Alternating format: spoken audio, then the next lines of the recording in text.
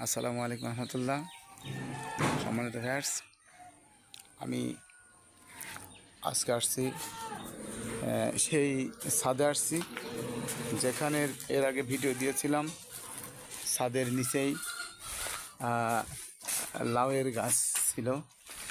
আমার পাশে একটা ছাদ, প্রচুর পরিমাণে লাউ ধরছিল এবং হাজার হাজার টাকার লাউয়ের পাতা বিক্রি করছিল।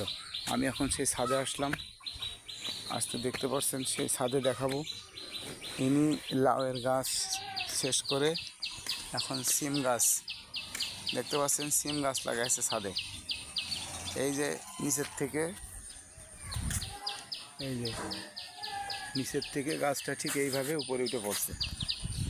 প্রত্যেকের বাড়ি ছাদ আছে, হাজার হাজার মানুষের ছাদ আছে, কিন্তু সামান্য একটু কষ্ট করে যদি বীজ নিয়ে এসে এইভাবে ছাদের উপরে টব দিয়ে অথবা নিচে লাগায় যদি এভাবে উঠায়, তাহলে কিন্তু সবজি নিজেরাই চাষ করে খেতে পারে, ন্যাচারাল সবজি এবং বিষমুক্ত সবজি খেতে পারে।